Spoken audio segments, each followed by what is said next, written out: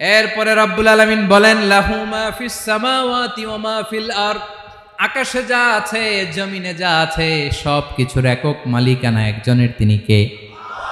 আওয়াজ করে বলেন, আকাশে যা আছে সবকিছুর মালিক কে?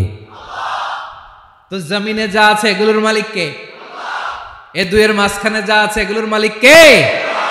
আমার মালিক কে? আপনার মালিক কে? আপনার সন্তানের মালিক কে? আপনার সম্পদের মালিক কে? সব কিছুর মালিক কে? আমরা দুনিয়ার আসল মালিক না, ক্ষণস্থায়ী মালিকানা আমাদের, ক্ষণস্থায়ী। আমার আমার আমার বলতে বলতে গলা শুকিয়ে ফেলি। যেই বাড়িতে আমার দাদা পরদাদা ছিল তারা বলতো এটা আমার বাড়ি,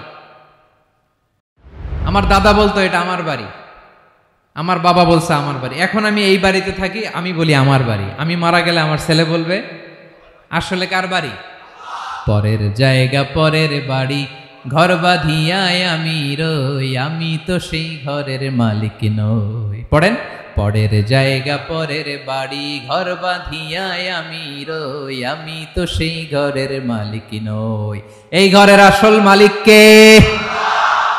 সে আল্লাহ বললেন লাহু মা ফিস সামাওয়াতি ওয়া মা ফিল আরদ, আকাশে যা আছে জমিনে যা আছে এগুলোর আসল মালিকানা আল্লাহর। আমাদের কাছে সাময়িক সময়ের জন্য দিয়েছে কে? দিয়ে আল্লাহ দেখে, পরীক্ষা করে। কাউকে আল্লাহ সন্তান দিয়ে পরীক্ষা করে, কাউকে না দিয়ে, ঠিক কিনা? কাউকে ধনী বানিয়ে কাউকে গরিব বানিয়ে, ঠিক কিনা? কাউকে সাদা বানিয়ে কাউকে কালো বানিয়ে, ঠিক কিনা? কাউকে ক্ষমতাশীল বানিয়ে কাউকে দরিদ্র বানিয়ে, ঠিক কিনা বলেন? সবটাই পরীক্ষা, যে যে অবস্থায় আছে এটা পরীক্ষা। আল্লাহ দেখে কোন অবস্থায় থেকে আমরা কি করি। কিন্তু আসল মালিকানা কার? ক্ষণস্থায়ী বাড়ির মালিক, ক্ষণস্থায়ী গাড়ির মালিক। বস্তা বস্তা টাকা পেয়ে মনে করবেন না এটার মালিক আমি। আজ আছি কাল, আজ মরলে কালকে। আহা, এই তো দুনিয়া। লাহু মা ফিস সামাওয়াতি ওয়া মা ফিল আরদ, যা আছে তিনি মালিক। এজন্য আমার আমার কম বলবেন।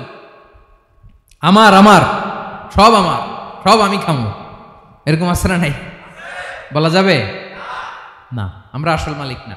এই কিছুদিনের জন্য আসি, মুসাফিরি জিন্দিগি, সফরময় জিন্দিগি। আজ আছি কাল নাই, চলে যাব। থাকতে আসি নাই, তাই না? থেকে যাবেন একজন, তিনি কে? তাহলে আকাশ জমিন এ দুয়ের মাঝখানে যা আছে সবকিছুর একক একচ্ছত্র মালিকানা একটা সত্তার। আওয়াজ করে বলুন তিনি কে?